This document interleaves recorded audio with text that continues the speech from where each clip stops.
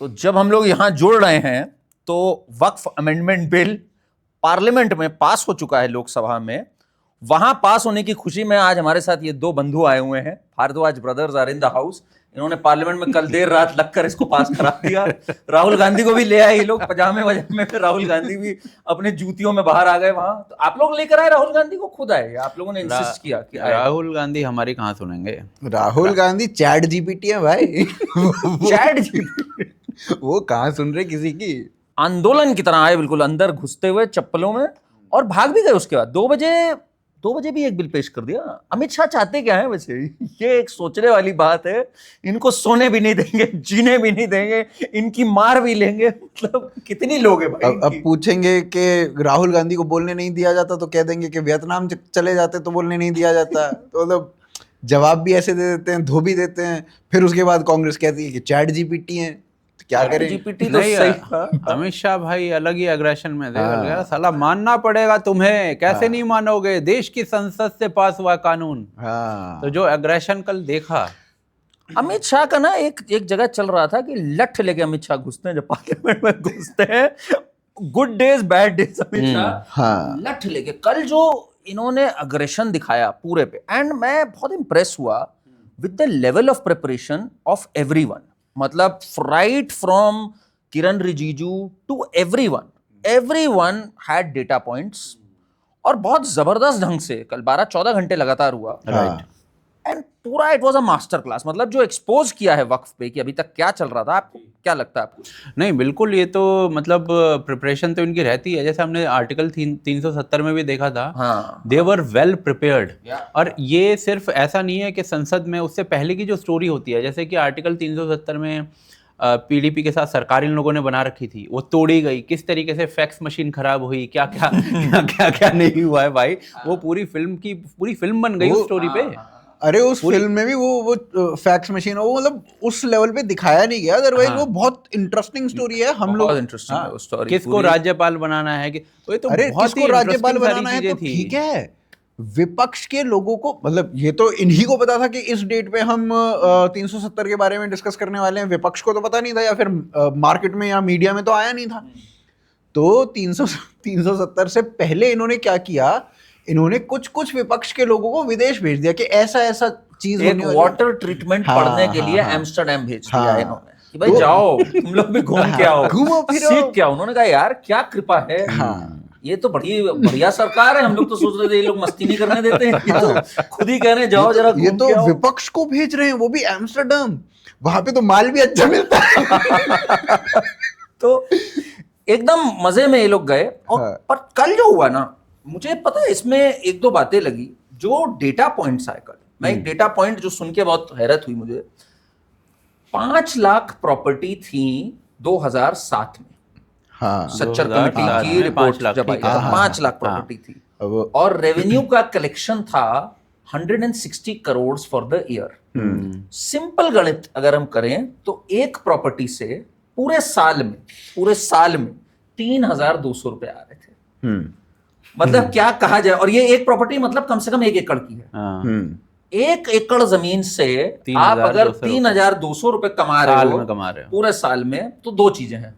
एक तो आपकी पूरी कौम नालायक है, फिर या तो सीधी सी बात है एक बंदा ऐसा नहीं निकल रहा जो उस जमीन का यूज कुछ कर पाए, मतलब मशरूम उगा लो तुम। और मतलब कुछ भी नहीं कर पा रहे तुम, इतने नालायक हो, या फिर तुम घोर भ्रष्टाचारी हो। बिल्कुल भाई साहब, भ्रष्टाचार सेकंड पार्ट है। पता नहीं, मतलब मैं दोनों से एग्री करता हूं, बट आई थिंक यहाँ पे दूसरा है। वैसे मैं दोनों बातों से एग्री तो करता नहीं, हूं। अगर आप घोर भ्रष्टाचारी हो तो फिर आप मुसलमान भी नहीं हो। ये कहना छोड़ दो कि हम मुसलमान हैं, हम। अरे भाई ऐसा वो ईमान का कॉन्सेप्ट एक्चुअली अलग है। वो ईमान का वो उसमें मत घुसो कि ईमानदार ही होता। नहीं, वो ईमान अलग, ईमान तो खैर वो अलग है ही, ईमान तो खैर अलग है ही। बट एनी हाउ जो ये बोलते हैं ना, हम चोरी नहीं करते, हमारे हाथ कट जाते हैं, हम ये सब, उस टर्म में मैं बोल रहा हूँ। अबे चोरी नहीं करते, सीधे लूट लेते हैं। लूट भी कैसी लूट, मतलब कल पूरा। और पुराने चीजें भाई, जो पुरानी चीजें हॉन्ट करती, जो लालू प्रसाद का चलाव 2010 में लालू कह रहे हैं अरे वक्फ की चोरी को रोको, हमारा पोस्ट ऑफिस की जमीन चोरी कर ली है बिहार में, इसको रोको किसी तरह। और उसके बाद मुझे तो इतना पता नहीं था, 2013 में जो इन्होंने अमेंडमेंट्स पास किए, 2013 में 2013 में कांग्रेस ने, वो तो अझेल अमेंडमेंट्स थे, ड्रैकोनियन, वो रियल में और उसके बाद इन्होंने कितनी प्रॉपर्टीज बढ़ाई हैं? 123 प्रॉपर्टीज तो दे दी दिल्ली की टॉप की, वो तो उसी टाइम दे दी थी। 21 लाख एकड़। 21 लाख एकड़ भाई साहब 77% दिल्ली तो वक्फ का पार्ट है। 77% वक्फ का। एंड मैं इतना अमेज्ड हूं, उसमें ऐसी पावर्स दे रखी है कि आप सारे laws are secondary to it. Limitation act was कि भाई आप कोई भी चीज, एक 1963 का लिमिटेशन एक्ट है कि आप 12 साल से पीछे नहीं जा सकते कोई भी चीज क्लेम करने। ये जा रहे हैं साले को 15 साल पुराना मंदिर हमारा, ये भी हमारा, सब कुछ हमारा। जब इस्लाम नहीं था उस टाइम से, उस टाइम से पहले, उस टाइम से पुराना मंदिर तो इनका। आंसर ये दे देते हैं ना, हमारे तो भी आदम जो हैं, आदम से हमारा शुरू हो जाता है। वो उन्होंने पूछा भाई कृष्ण जी बेंट जो है बेंट द्वारका, तो वो कृष्ण जी की भूमि है, ठीक है। इस्लाम आया अभी, कृष्ण जी से पहले कैसे आ गया? तुमने बेंट द्वारका के ऊपर कब्जा जमा लिया, उसकी अपनी प्रॉपर्टी बता दिया। भाई आपके वैसे ये जो पूरा मुद्दा है ना, ये जितना भी ये बना है, ये जितनी भी भसड़ हुई है, ये हमारे क्या बोलूँ अब उनके बारे में, मतलब हमारे सर्वप्रिय सर्व लोकप्रिय नेता नेहरू जी उन्हीं के कारण उनका पैदा किया हुआ जिन्न था ये।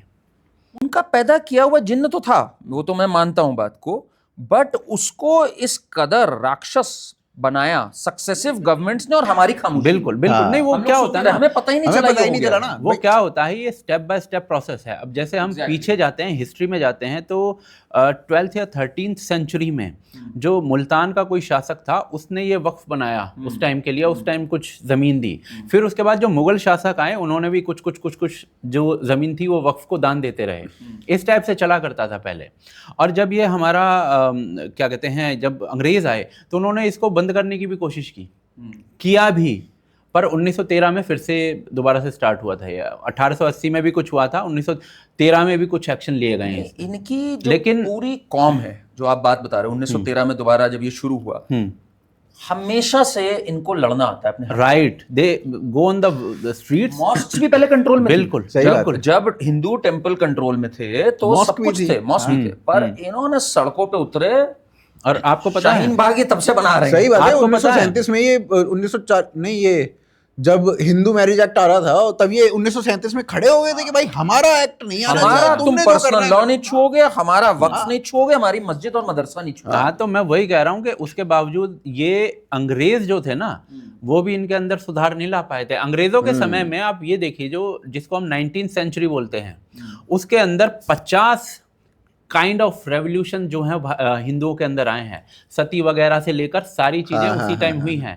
इवन जो जिसको हम आर्य समाज कहते हैं, ब्रह्म समाज कहते हैं, रामकृष्ण, बहुत सारे आंदोलन उसी समय चले हैं। इनके अंदर कोई नहीं चला। अंजुमन इस्लामिया या वो बेसिकली जितने भी चले ना, इनको और कट्टर बनाने वाले चले। अंग्रेजों ने कुछ सुधार लाने की कोशिश की, सड़क पर उतर गए। 1857 के अगर आप रीजंस में जाओगे तो वो सारे अवध को किस तरीके से अंग्रेजों ने एनेक्स किया था। अवध में जो शिया नवाब था उसको 1856 में एनेक्स किया गया था। और उसके बाद उससे पहले जो हनुमानगढ़ी में हुआ था, जिस प्रकार का 1852-53 में युद्ध हुआ था, और जब जो बैरागी साधु थे उन्होंने जिहादियों को मार मार के दफन कर दिया था। उसके बाद पूरे अयोध्या और अवध में आग लगी थी बहुत दिनों तक, और इस मुद्दे को भुनाया जाता रहा था। अवध का जो ये शासक था नवाब, इसको फिर जब ये संभाल नहीं पा रहा था पूरी सिचुएशन को, कम्युनल सिचुएशन को, तब इसको हटाया गया था। और मुसलमानों को लगा कि भाई बहादुर शाह जफर भी गया और ये भी गया। दिल्ली तो पहले ही वो पपेट बना के बैठा दिया था ना। उसके बाद इन्होंने 1857, बहुत लंबा डिस्कशन है, हाँ, इस पे मैसेजिंग भी गलत चली जा सकती है। तो चीज और भी थी जो लोगों को एक लगता है ना, जो ये ओवैसी जैसे लोग हर समय बोलते हैं हमारे तो पूर्वजों ने खून बहाया है। यहाँ पे सैयद अहमद की स्टेटमेंट है कि हमारी कोई लड़ाई नहीं है 1857 के बाद। 1888 में उसने बोला, हाँ, हमारा तो इनसे कोई लड़ाई है ही नहीं, कुछ भी नहीं है। हमारा तो लड़ाई अगर है तो वो एक अलग बुद्ध परस्तों से और इनसे है, इनके साथ तो हमारा मेल। अच्छा, आपको पता है ये इसका रीजन क्या है? इसका रीजन ये है कि 1857 जब अनसक्सेसफुल हो गया था, उसको दबा दिया गया था, 1858 तक दब गया था। तो उसके बाद ना इनको बहुत सूता गया है। मुसलमान कम्युनिटी है, बहुत पीटा इन्हें। पूरा जो लाल किले का आसपास का क्षेत्र है ना, मार मार के भगा दिया। देवबंद क्यों भागे? इवन देवबंद भागे हैं उसके बाद 1866 में देवबंद बना है। तो इतना सूता गया है ना कि और दूसरी चीज और सूता आज तो ये गया, आज ये कह रहे हैं इंडिया के मालिक हम हैं। हाँ सूता तो हाँ, गया हाँ, है, बट अधिकार भी छीन लिए गए थे। और उसके बाद ये सर सैयद अहमद खां वगैरह ये जो 1870 के दशक में आना शुरू करते हैं, फिर कहते हैं नहीं भाई हम तो दोस्त हैं हमने थोड़ी किया है ये तो हिंदुओं का काम है। फिर वो अपने बुक में लिखता भी है इस चीज को शायद कि ये हिंदुओं ने किया है। नहीं तो सैयद अहमद, मैं तो उसको सर बोलना ही नहीं पसंद करता। हाँ। ये इसी ने सबसे पहले बोली थी टू नेशन हाँ, वाली जो टू बात नेशन थी। 1888 मेरठ अधिवेशन। एग्जैक्टली, जो लोग सावरकर वगैरह बोलते हैं, Savarkar was I think 5 years old. Right. हम बेसिकली अगर जैसे वक्फ पे बात कर रहे थे ना, तो ये 1913 तक इस प्रकार की घटनाएं हुई थी। लेकिन जब आज़ादी का कालखंड आ गया था 1947 के आसपास, जो मुसलमान यहाँ से पाकिस्तान गए थे, उनकी प्रॉपर्टीज यहाँ पर रह गई थी। एग्जैक्टली। जो पंजाब से वहाँ से पाकिस्तान के क्षेत्र से हिंदू आ रहे थे, काफ़ी प्रॉपर्टीज उनको दे दी गई थी, ठीक है। लेकिन बहुत सारी प्रॉपर्टीज ऐसी जो खाली रह गई थी, तो उनको वक्फ को दिया गया था। पाकिस्तान में शुरू हुई पाकिस्तान ने कुछ नहीं किया था। तो पाकिस्तान मूर्ख थोड़ी है भाई। हाँ, ये तो मूर्खता का तो नेहरू जी तो नहीं, ये हमारी पूरी कौम को। अभी क्या हुआ, जब ईद और नवरात्रि साथ में थी, कोई ईद पे फूल बरसा रहा है। हाँ, जयपुर में। कहाँ पे? जयपुर में। अभी रामनवमी पे देख लेना। हाँ, और फिर लठ जब पड़ी नहीं आपके अगले दिन क्या, उसी दिन इधर ये बिहार में क्या हो रहा था, नवरात्रि हुई थी, तो मंदिर से जा रहे थे बिहार में, अपना रास्ते में मस्जिद भी नहीं पड़ी रास्ते में, मंदिर से प्रोसेशन जा रहा था, और मस्जिद कोई नहीं थी रास्ते में। एक किसी अब्दुल का घर था वहां पे, उसके ऊपर भीड़ चढ़ी हुई थी, वहां से पत्थर ही पत्थर बरसे उनके ऊपर। दिमाग सही हो गया ना तुम्हें, अगर ये बरसाने का इतना शौक चढ़ा हुआ है ना, दिमाग, ये जो पागलपन है ना, ये खत्म नहीं हो रहा। देखो 100 साल बीत गए, देश दो करा लिए इन्होंने, 9 लाख एकड़ जमीन दे बैठे हैं, उनकी 4 शादियां भी हो रही हैं, पर्सनल लॉ भी है, पर फिर भी इन्हें अमित शाह वाज सेइंग कि ये 1950 के करीब तक करीब 52,000 एकड़ भूमि थी इनके पास। अब साला 21 लाख एकड़, 21 लाख एकड़ नहीं, 21 लाख एकड़ तो 2013 के बाद है। 2013 के जो कानून आया उसके बाद 21 लाख एकड़ आया। अच्छा, ये कानून में भी जो चीजें आती हैं, जैसे कि अगर मैं आर्टिकल 29 और 30 की भी बात करूं, coupled with RTE which is right to education, तो हिंदू इंस्टीट्यूशंस खत्म हो गए उसके कारण। हिंदू ओन्ड इंस्टीट्यूशंस बड़े सलीके से होते हैं खत्म, कि माइनॉरिटी को तो हक है भाई अपनी चीज प्रमोट करने का, और उधर उन पे RTE का भी प्रेशर डाल दिया और खत्म कर दिया। किस तरह से 2013 में जो क्लॉजेस थे, क्लॉज नंबर 108, मैं 1-2 एग्जांपल आपको बता रहा हूँ। 108, 40 और 85, 40 और 85 में ये है कि भाई the onus is on the other to prove कि ये वक्फ है कि नहीं। हमने तो अगर क्लेम कर दिया तो हमारी हो गई, कर दिया, हमने कर दिया, और हमें बताना भी नहीं है। और 85 इज की कोई सिविल कोर्ट्स की ज्यूरिसडिक्शन नहीं चलेगी इसके ऊपर। राइट, सही बात है। And Waqf by user, Waqf by user तो बहुत ही कमाल की चीज है यार। मतलब मुझे लाइफ में ऐसी पावर चाहिए अगर मिल सके, कि मैंने अगर सोच लिया, और चाहे मेरा हक हो कि नहीं, मतलब ये भी नहीं कि मैं भाई तुम्हें दे रहा हूं अपना मोबाइल, मैंने जो कैमरा मैंने उसका मोबाइल तुम्हारे नाम कर दिया उसको पता ही नहीं कैमरामैन को कि भाई अच्छा ये हो चुका है।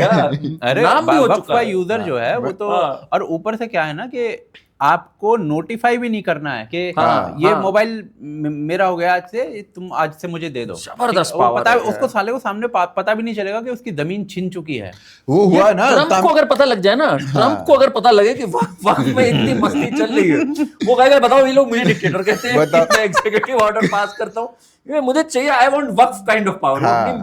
पूरी टीम बुला लेगा यार, ये वक्फ टाइप कुछ करो यहाँ पे, जो मैंने सोच लिया वो मेरा हो गया। सही बात तो ये चीज को हटना, एंड इसमें राइट विंग में भी ना, राइट विंग इकोसिस्टम में भी अगर मैं बात करूं, कल स्टूडियो वगैरह में भी ना बहुत लड़ाई झगड़े हुए, बहुत चीजें हुई।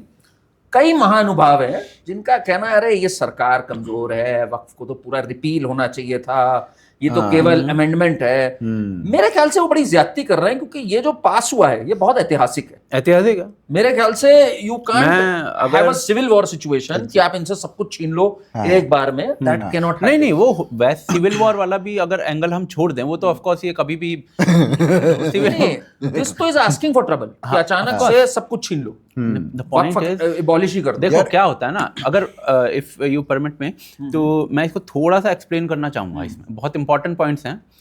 2 एंगल दिए जा रहे हैं। एक ये कहा जा रहा है कि इसको रिपील कर दो, दूसरा एंगल ये दिया जा रहा है कि जो वक्फ पास किया गया है ये 30% प्रॉब्लम सॉल्व कर रहा है। मुझे दोनों गलत लग रहे हैं। मैं उसका थोड़ा सा explain, I think Vishnu Shankar Jain ji ने ये कहा है कि 30%, I don't agree with him, मैं उसको एक्सप्लेन करूंगा कि वो थोड़ा मुझे गलत लग रहा है। तो जो पहला प्रॉब्लम है कि भाई वक्फ को पूरा रिपील कर दो, which that is not possible. उसका रीजन क्या है कि देर आर मैनी मुस्लिम्स जो स्वेच्छा से, अपनी इच्छा से दान कर रहे हैं वक्फ को जमीन। अब मेरे और मैं आपको कुछ दे रहा हूं, सरकार आपसे कहे कि मेरे को दे दे, doesn't work like that, right? तो वो आप फर्स्ट ऑफ ऑल तो आप बांग्लादेश जैसी सिचुएशन पैदा करना चाहते हो, दोयम दर्जे के सिटीजन बनाना चाहते हो मुसलमानों को। ये मतलब कभी भी सस्टेनेबिलिटी वाला पॉइंट है ही नहीं, क्योंकि अगर आप ऐसा करते हो तो 1 साल 2 साल कोई सहेगा, उसके बाद फिर क्या है, फिर रिबिलियस हो जाता है बंदा। और जो ये तो मुसलमान है भाई, ये तो बिना एनआरसी के एनआरसी पे रिबिलियस हो जाते हैं, ये तो यूं सड़कों पे उतरते हैं, ठीक है? तो आप एक सिविल वॉर से पहले हिंदू उतर जाएंगे सड़कों पे इनके लिए, राइट? तो हमारा तो देश ऐसा है, राइट? रफ्तार गाना गाते गाते कह देगा मेरे अब्दुल को कोई बाहर नहीं निकालेगा। तो मैं वही कह रहा हूं कि आप एक सिविल वॉर की सिचुएशन पैदा कर रहे हो अगर आप तो किसी का हक छीन रहे हो। दूसरा पॉइंट आ जाता है कि 30% प्रॉब्लम सॉल्व हो रही है, राइट? उसका कारण क्या बताया जा रहा है? उसका कारण ये बताया जा रहा है कि भाई रेट्रोस्पेक्टिवली प्राइवेट जो प्रॉपर्टीज हैं, गवर्नमेंट प्रॉपर्टीज पे तो लागू हो रहा है ये बिल, प्राइवेट प्रॉपर्टीज पे लागू नहीं हो रहा है। कि फॉर एग्जांपल किसी व्यक्ति, किसी किसान का खेत है, उस खेत को वक्फ ने कह दिया ये वक्फ की प्रॉपर्टी है, ठीक है? तो उस पे लागू नहीं हो रहा है ये बिल, ये कहा जा रहा है। इसमें मैं थोड़ा सा समझाना चाहूंगा, ये जो आपने अच्छा पॉइंट उठाया है, वक्फ बाय यूजर जो था उस पर बड़ा स्मार्ट खेला इस गवर्नमेंट ने। उसकी पंक्ति ये है जो संशोधन लाए हैं कि वक्फ बाय यूजर रेट्रोस्पेक्टिवली को हम छुएंगे नहीं, छेड़ेंगे नहीं, provided on the date of the passage of this amendment it is registered. The word is registered.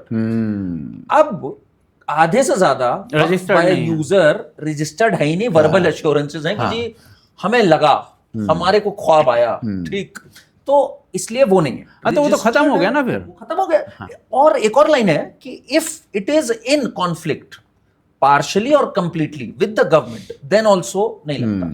तो यानी this serves our purpose without, मतलब सांप भी मर गया और लाठी भी ना टूटी, इससे इनको चैन नहीं। और चक्कर क्या है कि लाठी चलानी भी नहीं पड़ रही, वो इनको लाठी चलते हुए देखना है, इनको चाहिए जलील करना है, हम देखो जीत गए। राइट, आप सही कह रहे हो, वो हमें नहीं चाहिए भाई इस देश में, हमें नहीं चाहिए। Exactly my point. और दूसरी चीज ना, ये जो आप मतलब एटलीस्ट अभी तो नहीं चाहिए। करण भाई क्या है ना, इसमें मैं एक पॉइंट बोलना चाह रहा हूं। ये जो 30% वाला पॉइंट है ना, ये डेटा के हिसाब से कैसे गलत लग रहा है मुझे? ये गलत है, डेटा के हिसाब से मैं बता रहा हूं, गलत है। डेटा के हिसाब से यूं गलत लग रहा है कि अभी क्या हुआ था कि जब ये जेपीसी वगैरह चल रहा था सारा, तो राज्य सरकारों से भी पूछी जा रही थी चीजें। तो उत्तर प्रदेश की सरकार ने ये कहा था कि भाई उत्तर प्रदेश के अंदर वक्फ के पास जितनी प्रॉपर्टी है उसमें से 78% गवर्नमेंट की प्रॉपर्टी है। यानी अगर वक्फ के पास 100 प्रॉपर्टीज है ना, तो 78 जो है वो गवर्नमेंट की। मैं आपको एग्जैक्ट नंबर बता देता हूं। यूपी की आपने क्योंकि बात करी, जो कि ओवैसी के ही शब्द हैं, 1,21,000 प्रॉपर्टी है यूपी में वक्फ की। नहीं, 1,21,000 है। नहीं, हाँ, 2,32,000 के करीब है। 1,21,000, 8.5 लाख टोटल, 8.5 लाख टोटल है। हाँ, उसमें से 2,32,000 के करीब यूपी में है। 1,21,000 यार चलो हो सकता है, चल जो भी है ठीक है, थोड़ा कंफ्यूजन हो रहा है। 1,21,000 में जो ओवैसी ने वर्ड्स कहे हैं, 1,21,000 प्रॉपर्टी है, जिसमें से कि 1,10,000 रजिस्टर्ड नहीं है और हमारे पास कागज नहीं है। अच्छा, ये ओवैसी ने बोला, ओवैसी के शब्द। मैं कहीं किसी आर्टिकल में पढ़ रहा था, हो सकता है कुछ हो, ऊपर नीचे, मतलब 78% ही आ रहा है, इनफैक्ट 90% आ रहा है इसके तहत। तो बट मोटी मोटी बात, if they are not registered तो खत्म हो गया ना, खत्म हो गया, बात ही खत्म हो गई। कल पार्लियामेंट में क्या कहा उसने कि वक्फ बाय यूजर में nearly two thirds are not registered. तो भाई काम खत्म हो गया ना, वही हो गया। और तुम्हें क्या करना है? देखो ये मैं बताता हूँ। हाँ, मेरे पास ये डेटा है, ये है data law and order source immovable properties registered Waqf board wise. ये Waqf asset management system of India ने इसको पब्लिश किया है। उत्तर प्रदेश के अंदर हैं 2,32,547 प्रॉपर्टीज। उसके बाद वेस्ट बंगाल में है 80,549, और फिर उसके बाद महाराष्ट्र, कर्नाटका और तमिलनाडु केरला, इन 4 राज्यों में बहुत हैं, मतलब साउथ में भी बहुत हैं इनके पास। मतलब मोटा मोटा मतलब ये हो गया कि एक तो गवर्नमेंट वाली है जो कि खत्म कर दिया इस संशोधन ने, गवर्नमेंट से डिस्प्यूट पे अगर है, और दूसरा if they are not registered वो खत्म हो गया। पॉइंट ये है ना भाई कि अगर मान लीजिए उत्तर प्रदेश गवर्नमेंट खुद कह रही है कि इनके पास 100 में से 78 प्रॉपर्टीज जो हैं वो गवर्नमेंट की हैं, ठीक है, तो गवर्नमेंट वाला तो इस संशोधन से हट ही जाता है। तो 70, अगर आप 78% भी ना मानो पूरे देश में, अगर एक सेकंड, अगर आप उत्तर प्रदेश को मानक मानते हुए पूरे देश में घुमाते हो तो आप एज्यूम कर सकते हो, क्योंकि पूरे देश का डेटा किसी के पास नहीं है, आप एज्यूम कर सकते हो कि पूरे देश के अंदर वक्फ के पास जितनी प्रॉपर्टी है उसमें से 70% के करीब इन्होंने सरकारी जमीन हड़पी हुई है। और उसका लॉजिक भी बनता है, क्योंकि ये 2013 के बाद ही हुआ है ज्यादातर। और जब आप सरकारी जमीन हड़पते हो ना, तो सरकार जो होती है ना, सरकार के कान पे जूं नहीं रेंगती है। कर्मचारी जो होता है उसको फर्क नहीं पड़ रहा होता है कि मेरी प्राइवेट प्रॉपर्टी है तो मैं जाऊं। अरे कर्मचारी खा रहे हैं इसमें, कर्मचारी के कल्यूजन से हो रहा है भाई ये चीज। तो वो फाइलों में रेंगती रहती हैं चीजें, जब वो सर के ऊपर से पानी चला जाता है ना, तब सरकार एक्शन लेती है। और एट टाइम्स क्या होता है, उस टाइम तक आपके फेवर की सरकारें आ चुकी होती हैं, वो उस चीज को पक्का कर देती है। तो इन्होंने सरकारी जमीनें ही ज्यादा हड़पी हैं, प्राइवेट प्रॉपर्टीज जो है ना वो हड़पी गई हैं। 1500 साल पुराने मंदिरों के हमारे सामने एग्जाम्पल हैं, लेकिन वो इन्होंने कम हड़पी हैं। तो 70% आप ये मान के चलिए कि इनके पास पूरे भारत के अंदर जितनी जमीन है ना उसमें से 70% वो गवर्नमेंट ओन्ड है। तो ये बिल उसको सीधे सीधे डील करता है, यानी कि 70% प्रॉब्लम सॉल्व हुई। तो आप 30% कैसे कह रहे हो?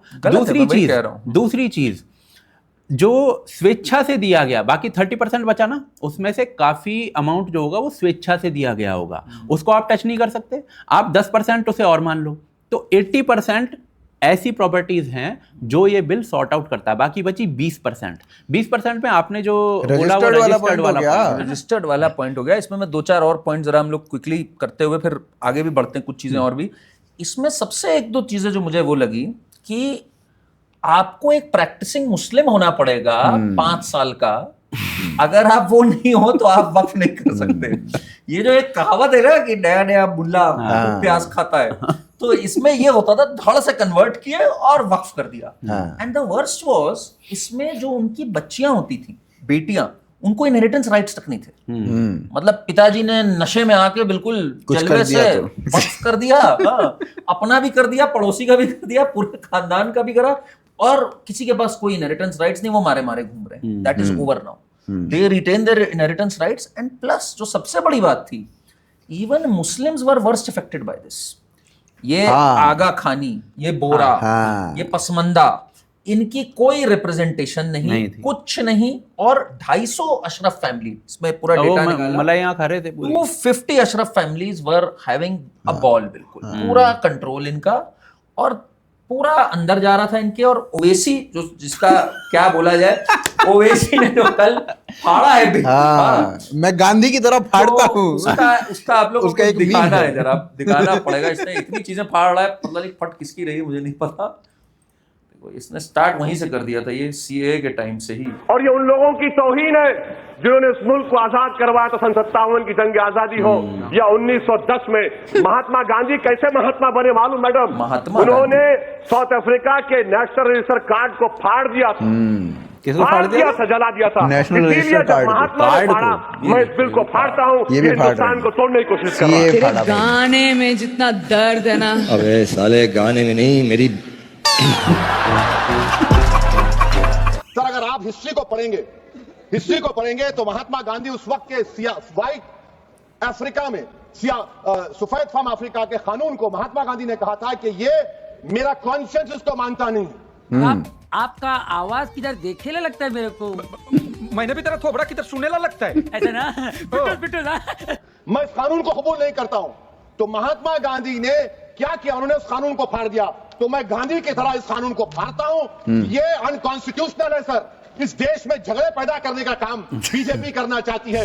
2 गोली इधर उधर क्या चली कि गिली हो गई? ये फट्टू बोलना। अमित शाह ने ली है, और अमित शाह ने इसके मतलब जिसे कहते हैं ना, कह के लिए कई बार। तो और फिर ये वाला कल बहुत मजेदार चला था, ये मुझे बहुत बढ़िया। भाइयों सिस्टम पार देंगे, सिस्टम पार देंगे। ये पाड़ने चला था यार इसने सिस्टम, और पीछे वो चप्पू चला रहा है। हाँ। ओवैसी देखो, इसमें मजेदार बात ये है कि ओवैसी कहा जाता है कि one of the biggest beneficiaries of this entire waqf thing, especially in Hyderabad, happens to be Owaisi, and अभी भी he will continue to have a good time, Of course. Because अभी भी जो पावर्स हैं आपकी लोकल एडमिनिस्ट्रेशन की आती है इन चेकिंग कि वक्फ क्या है नहीं है, और इस बंदे ने सेटिंग कर लेता है। ये वहां पर जो भी आए, रेवंत रेड्डी आए उससे इसने सेटिंग कर रखी है, केसीआर था उसको इसने सेट कर रखा है। तो क्वेश्चन इज बीजेपी अभी भी इसकी, बीजेपी के लिए भी ये यूजफुल इडियट रहता है, क्या रहता है, बिल्कुल इसकी भाई। बैंड बजानी चाहिए बीजेपी को कस के। नहीं, मेरे ख्याल से तो भाई देखो, इसने उनसे सेटिंग कर रखी है और बीजेपी ने इससे सेटिंग कर रखी है। यार अभी कह रहा है ना, मैं वेस्ट बंगाल में चुनाव लड़ूंगा, मैं बिहार में भी चुनाव लड़ूंगा। दिस इज इंटरेस्टिंग, मतलब कितना % मुस्लिम वोट है और वो मुस्लिम वोट सारे पत्ते खोलोगे क्या तुम? नहीं, पर कल Amit Shah was in savage mode भाई। कल अखिलेश जी ने भी एक चुस्की लेने की कोशिश करी, and Amit Shah did spare him. बिल्कुल हाजिर जवाबी भी है। जो पार्टी ये कहती हो कि दुनिया की सबसे बड़ी पार्टी है, अध्यक्ष महोदय इसमें वो तेरे को अपना क्या राष्ट्रीय दिक्कत अध्यक्ष है? नहीं चुन पाए अभी तक। हंसते हंसते कहा है, इसको हंसते हंसते जवाब देना। ये सामने जितनी पार्टियां हैं उनका राष्ट्रीय अध्यक्ष उन 5 लोगों को ही चुनना है परिवार के। हमें माननीय अध्यक्ष जी करोड़ों सदस्यों में से 12-13 करोड़ सदस्य प्रक्रिया कर कर चुनना है तो देर लगती है, आपके यहाँ जरा भी देर नहीं लगेगी। मैं 25 साल तक आप रहोगे, खुश हो गए। थैंक यू, खड़ा भी हो गया। चलो ये तो मिला मुझे कि मैं अपनी पार्टी का अध्यक्ष तो रहूंगा कम से कम। ये तो इनकी कहानी हो गई, पर देखिए सिर्फ राहुल गांधी और ओवैसी के अरमान नहीं डूबे हैं इस सप्ताह कईयों के अरमान डूबे हैं। एक है ना, एक तो पूरा सिकंदर ही डूब गया, सिकंदर डूब गया। एक तो सिकंदर, और अपना पूरा जो लोगों ने इस पे भी बोला कि अरे सिकंदर तो तब भी हारा था, सिकंदर आज भी हारा है, पोरस ने मारा था उसको, चंद्रगुप्त मौर्य ने मारा था। मैंने कहा अरे यार इसमें भी हिस्ट्री ले आए लोग ढूंढ ढांड के, और क्या ली गई इसकी वजह से। यार क्या कहना इस पे भाई? उसने अपनी खुद की ली हुई है, वो फिल्म साला ऐसी बनाएगा, कौन तो देखेगा? आप लोग गए थे देखने क्या, ये बताओ पहले। मतलब देखो सलमान खान, हमें देखो मर जाए तो कोई दिक्कत नहीं है, पर खुदकुशी थोड़ी करनी है। नहीं, मैं वही सोच रहा था कौन लोग गए ये देखने। पहली बात तो इस बंदे से हिला नहीं जा रहा भाई है, देखो मेरा एक सांस दोस्त नहीं ले है। पा रहा है ये। मेरा एक दोस्त है, ह्यूज सलमान खान फैन, मतलब भाई भाई भाई भाईजान ही बोलता है सलमान खान को, सलमान भी नहीं बोलता, भाईजान बोलता है। ठीक है, मतलब वो अगर सलमान उसे बोल दे कि मुसलमान बन जा तो कन्वर्ट हो जाए, ऐसा टाइप है वो। तो वो गया मतलब अपनी पत्नी वत्नी के साथ, और पूरा मतलब रेक्लाइनर पे बैठ के देख रहा है। भाईजान की फिल्म है भाई, मतलब महंगी टिकट लेंगे, मजा आएगा देखने में। उसने कहा भाई देख, इससे घटिया फिल्म मैंने जीवन में नहीं देखी है। वो बंदा बोल रहा सलमान खान का ऐसा फैन, इससे घटिया फिल्म मैंने जीवन में नहीं देखी है। पर ये एक बात अब हो गई कि अब बॉलीवुड की तो लग गई, देखो ये पहले भी लगी हुई थी, और अब काफी टाइम हो गया है। अब वी कैन से सेफली कि बारिंग अ फ्यू, जैसे छावा चल गई, it's game over for them. नहीं, चक्कर इसमें ये भी है ना कि आप खान्स की बात करो, जो पहले शॉर्ट गेम होता था कि आपका शाहरुख की फिल्म आएगी, आमिर की फिल्म आएगी, सलमान की फिल्म आएगी, वो साल में इतना करोड़ आपको दे देगी, और इतने करोड़ अगर आपके पास आ जाएंगे तो इवेंचुअली जो बॉलीवुड है उसका रेवेन्यू एक अच्छा खासा हो जाएगा। बेसिकली एक, और बीच में अक्षय कुमार की आ जाएंगी, अक्षय कुमार 4 देगा तो 4 में से 2 या 3 तो चल ही जाएंगी, और इतना रेवेन्यू आपका आ जाएगा, और 2 साल में एक ऋतिक भी दे देगा। तो ऐसी ये वाला गेम हुआ करता था। अक्षय कुमार की पिछली 16-17 फिल्में फ्लॉप हैं। लाइन से फ्लॉप है। अब जाके ये स्काई फोर्स थोड़ी बहुत चली है, और उसमें भी कॉर्पोरेट बुकिंग का एक एंगल आता है, वो पता नहीं कितना सही है कितना नहीं है, उसमें हम ये बड़ा इंटरेस्टिंग है कॉर्पोरेट बुकिंग। आपको लग रहा है जैसे अब कहा जा रहा है पठान और जवान कॉर्पोरेट बुकिंग द्वारा है, भाई नहीं लगता इतनी बड़ी कॉर्पोरेट। भाई सब देखो, मेरा ना एक तो शाहरुख खान के साथ अगर हम बात करें तो शाहरुख की पठान आई थी पहले, पठान 4 साल, जीरो आई थी, zero was a big flop, zero के बाद 4 साल तक कुछ नहीं आया, उसके बाद पठान आई। फैन भी तो आई थी, उससे पहले वो आई भी थी। फ्लॉप थी। हाँ, वो भी flop जीरो थी। से पहले आई। जीरो से पहले उसकी लाइन से फ्लॉप थी। हैरी मेट सेजल और दिल ये सब वाले flop and था। all दिल bullshit वाले हैरी- सब क्या- flop क्या- था। हाँ, वो उसके सबसे- बाद सीधा 26 जनवरी 2023 में इसकी पठान आई आई। पठान आई। अब मैं पठान का गेम बता रहा हूँ आपको। पठान और जवान दोनों के केस में मैंने ये देखा था, और जवान में तो मैंने बहुत ढंग से इसको फॉलो किया था। मतलब दिन का कलेक्शन आ जाता साला 44 करोड़ रुपए। अच्छा ठीक है, मैं रोज देखता था बुक माई शो पे अलग अलग सिटीज में जाके, और सारे जो होते थे ना, मतलब 1 घंटे पहले देखता था मैं सारे शोज को, आधा घंटा पहले और 1 घंटे पहले मैं देखता ही था।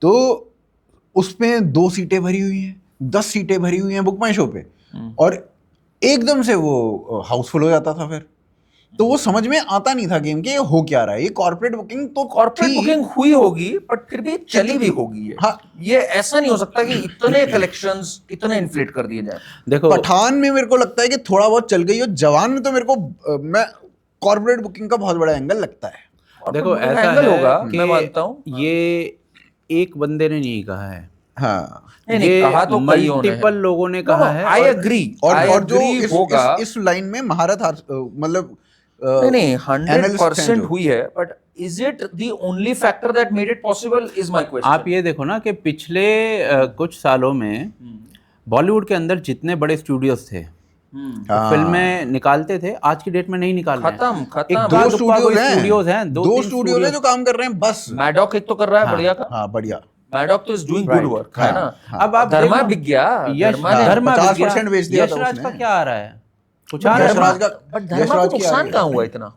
पता नुकसान हुआ होगा तभी तो 50% बट मेरे बेच समझ नहीं दिया। है उसका कौन सा ऐसा फ्लॉप हो गया। यार उसकी मेरे ख्याल से तो ऐसी कोई चली भी नहीं है। नहीं, उसकी लास्ट जो बड़ी पिक्चर आई थी वाज रॉकी रानी की कहानी। और उससे नहीं पहले वो तो करण ने खुद ने डायरेक्ट की थी ना। उसी के प्रोडक्शन हाउस की थी ना। पर हाँ, करण ने खुद ने डायरेक्ट की थी। अदरवाइज उसके प्रोडक्शन हाउस की और भी बहुत सारी फिल्में हैं जो फ्लॉप हो रही हैं। छोटी आ रही है। Student of the year, student of the year. अरे वो बहुत वो पीछे भी- निकल गए भाई आप। नहीं नहीं वो यार नहीं वो भी दूसरा hit थी। पार्ट भी आया था ना। दूसरा पार्ट कोविड से पहले का है। हाँ, वो भी हिट कोविड से थी। पहले का। हाँ, वो ठीक थी, मतलब हिट नहीं थी, पर First part तो hit इसका ऐसा क्या लॉस हुआ जो ये इस पे आ गया, that is very surprising. But बाकी तो बहुत फ्लॉप हुई है, बे इंतहा बेतहाशा फ्लॉप चल रही है। आप आमिर खान की फिल्में उठा लो, फ्लॉप हो रही हैं। वो यूट्यूबर बन गया भाई साहब।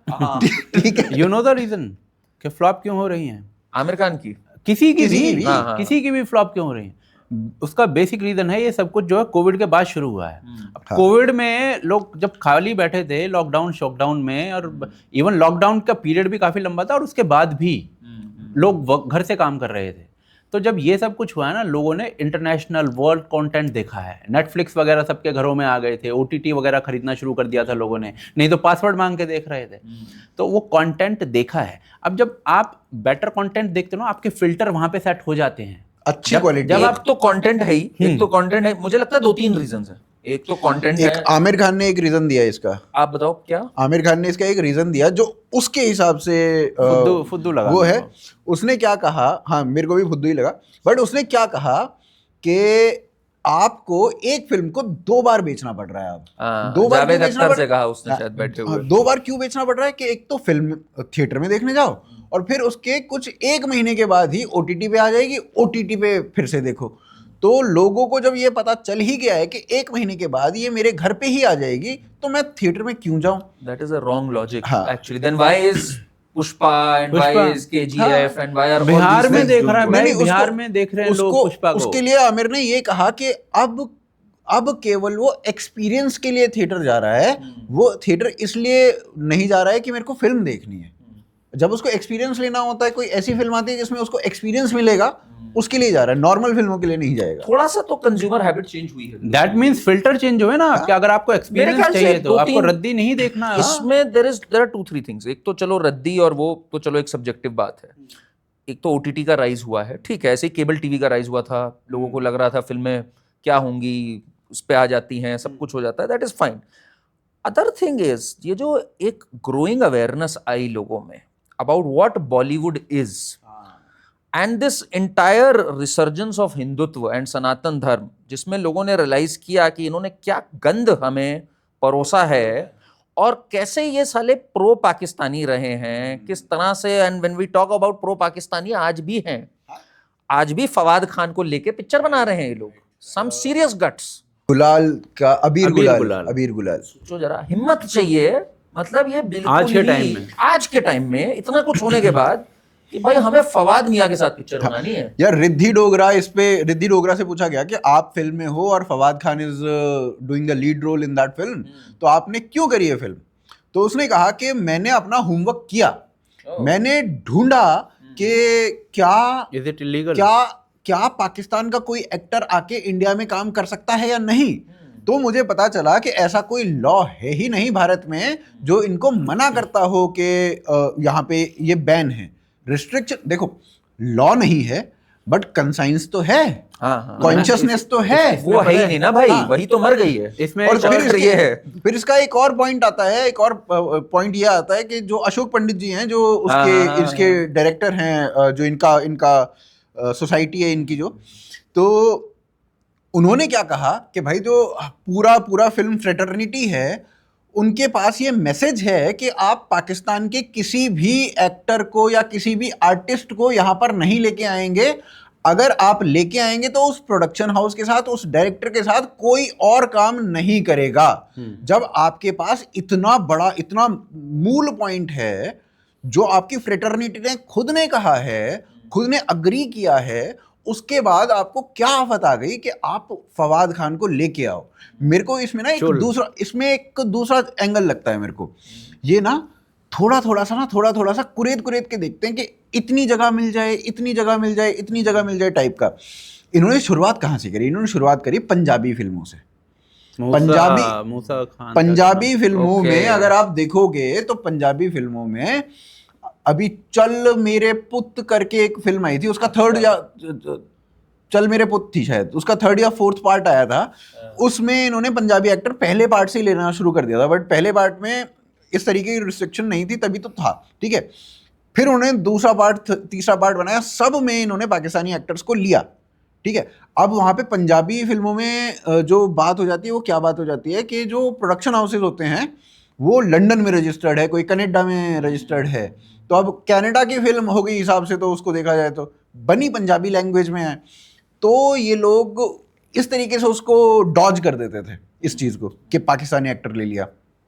अब फिर इसके बाद एक एंगल ये आया कि फवाद खान की एक बहुत बड़ी हिट पाकिस्तान में बहुत बड़ी हिट थी, मौला जट।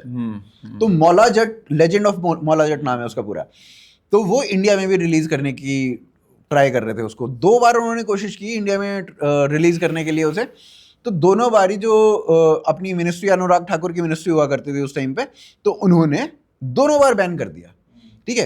अब इसमें ये लॉजिक जो आ जाता है वो ये आ जाता है कि पाकिस्तान की जो फिल्में हैं वो यहाँ पे बैन है ऑलरेडी, तो पाकिस्तान की फिल्मों को आप बैन कर रहे हो, तो इस तरीके से आप मिनिस्ट्री के लेवल पे बैन कर सकते हो। लेकिन पाकिस्तानी आर्टिस्ट, कोई लॉ नहीं है ऐसा जो वो उनको बैन करता है, तो इन्होंने पाकिस्तानी आर्टिस्ट को ले लिया। अब पाकिस्तानी आर्टिस्ट को ले लिया तो ये थोड़ा ना स्पेस क्रिएट करने की कोशिश कर रहे हैं कि चलो थोड़ा सा अभी वो होगा, प्रोटेस्ट वगैरह कुछ होगा, बैन तो होगी नहीं, एक बार फिल्म रिलीज हो जाएगी तो अगली बार और आर्टिस्ट को। एक बहुत बेशर्मी है। एंड आपको मैं कुछ एक क्लिप दिखाना चाहूंगा इसमें कि पहले, मतलब अब तो पहले क्या ज्यादा समय नहीं बदला कभी कभार लगता है, पर आप जरा देखो पहले क्या हिम्मतें थी इन लोग की। Pakistani players are the best T20 players in the world. वो कलाकार, ये तो अलग सब्जेक्ट, कलाकार और वो अलग अलग। मुझे बता दें कि हम जिंदगी चैनल बंद करके या पाकिस्तानी एक्टर्स को इंडिया से भगा के, अगर अटैक नहीं होगा तो बंद कर दीजिए। काफी जगह घूमी हूँ, लेकिन लंदन, न्यूयॉर्क, इस्तांबुल, पेरिस सब फेल है लाहौर के सामने। वालदा जो है वो लालपुर में पैदा हुई थी, जो कि अब इस्लामाबाद हो गया है। तो हमें तो कभी कोई फर्क मालूम नहीं पड़ा। हाँ, ये सच है कि पॉलिटिकली बहुत सारे मतभेद होते रहते हैं। पॉलिटिकली मतभेद होते रहते हैं, मतलब हम थोड़ी शामिल हैं पॉलिटिक्स से, हमें घंटा कोई लेना देना नहीं भाई। ये कितने ब्रेनलेस लोग हैं, मतलब एक बात बोलनी पड़ेगी। एंड ये पूरी चीज स्टार्ट टॉप के लोगों ने करी। शाहरुख खान, स्पोर्ट्स को दूर रखो इससे, सैनिक फिल्मों को रखे ना, सैनिक का मेरी इससे लड़ाई थोड़ी है। बिल्कुल बाहर में जाए, फिर मेरे को क्या लेना देना जो मैं अपनी गोली खा रहा हूँ। सही बात है।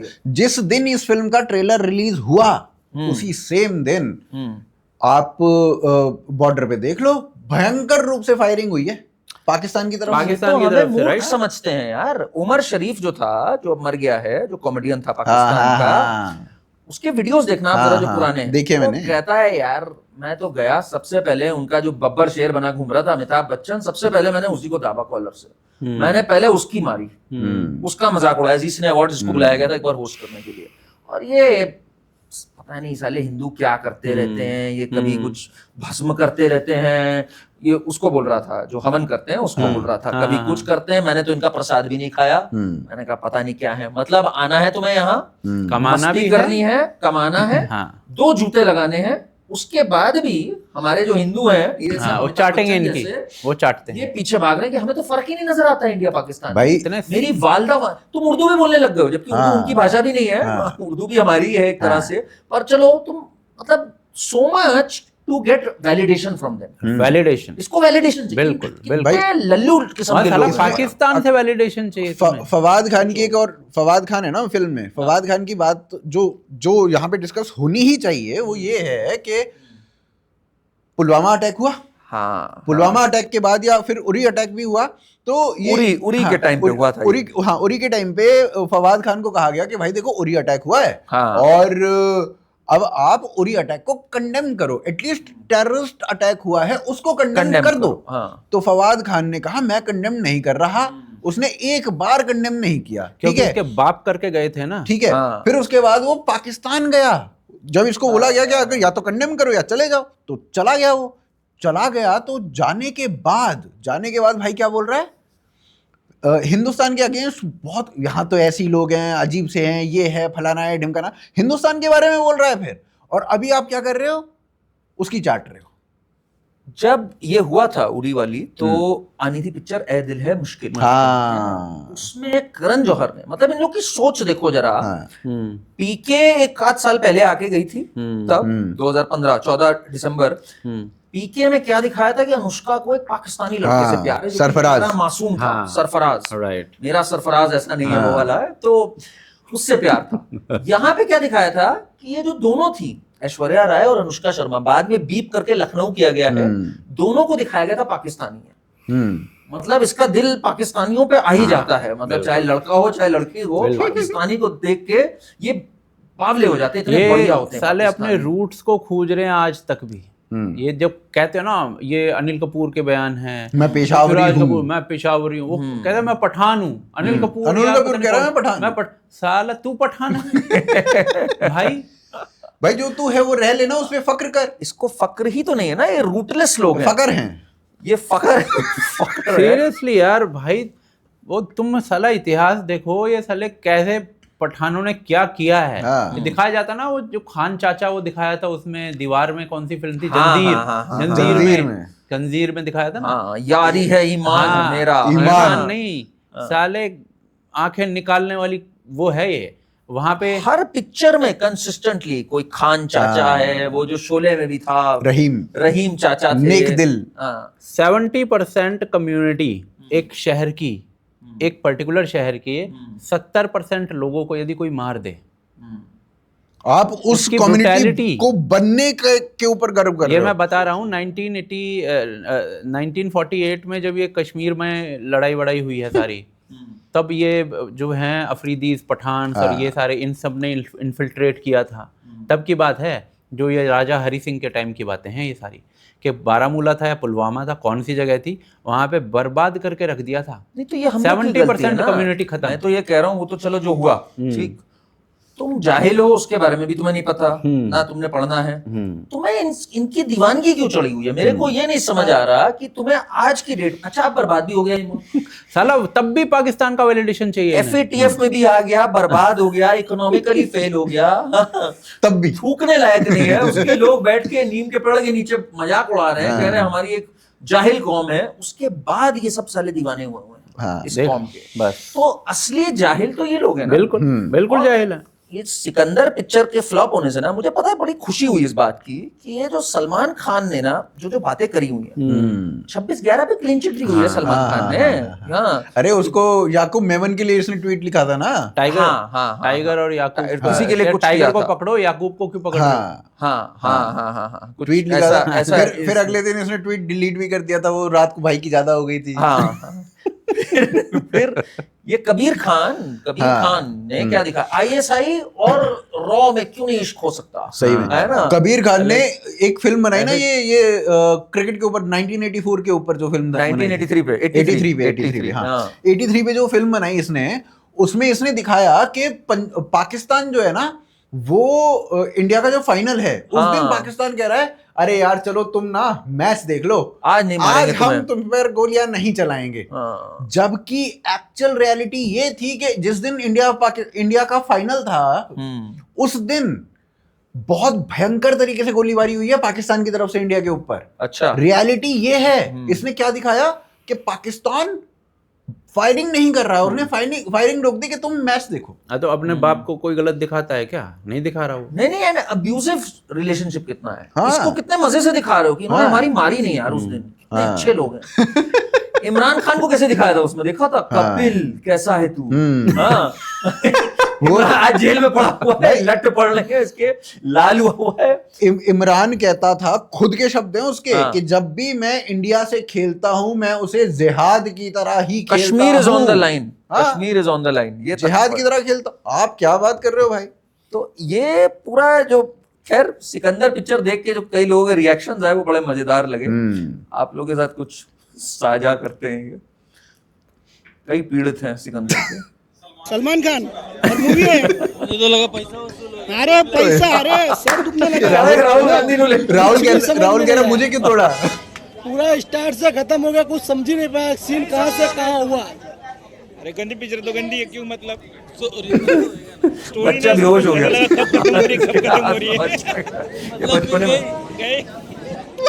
सलमान खान का अच्छा रोल नहीं है भाईजान। अब इसमें जोक इसके ऊपर है, ये कह रहा सलमान खान ने ऐसी मूवी बना दी, मतलब ये एक्सपेक्ट क्या कर रहा था। हाँ, 10 साल से 15 साल से ऐसे ही बना रहा है भाई। मेरे को बता दो, वांटेड के बाद से, वांटेड से नहीं, मतलब wanted was a hit, but wanted भी फुद्दू ही मूवी थी हिसाब से। नहीं ये 2-3 फिल्में इसकी ठीक गई थी और वो बनी भी ठीक थी, सुल्तान एंड बजरंगी भाईजान में leave aside the India Pakistan angle, but still it had a story and वो चीज ठीक थी।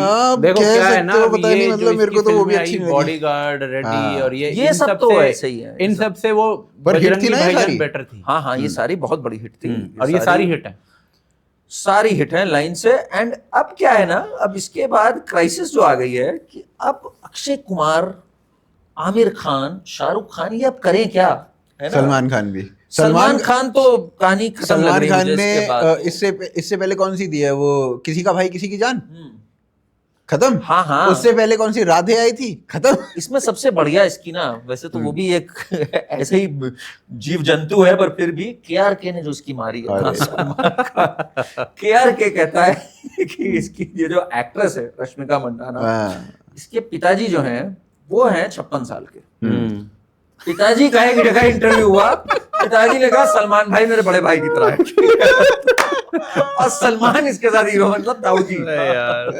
तो कहता है तो ताऊजी की उम्र के हैं, तो वो इसके पीछे पड़ गया बिल्कुल कि भाई है तो फुद्दू आदमी, लेता बढ़िया है। पर ये बात उसने मतलब जो करी ना जनरेशनली, बहुत करेक्ट बात करी। तो इनफैक्ट भाई 33-34 साल बड़े हो तुम मुझसे, हाँ, बट इन्होंने इतना लंबी इनिंग्स खेल दी, यही अपने में एक बहुत बड़ी चीज है। वो भी बिना टैलेंट के। हाँ, राहुल गांधी ऑफ बॉलीवुड, इसने जो लपेटा ना अभी इस वाले बंदे ने, ये बहुत मस्त लपेटा। इसने कहा राहुल गांधी को भी ले लो इसके अंदर। मैं तो कहता हूँ एक राहुल गांधी और एक और, देखो अगर वक्फ पे ना लोगों पे क्लेम होना स्टार्ट हो जाए कि वक्फ कैन क्लेम पीपल, फिर वो उन्हीं के समुदाय के हो, तो इसमें बड़ा इंटरेस्टिंग 2-4 लोग तो हम लोग विलिंगली दे देंगे। ले लो। राजदीप, रवीश, हाँ वो तो वैसे भी है ही, क्लेम्ड ही हैं।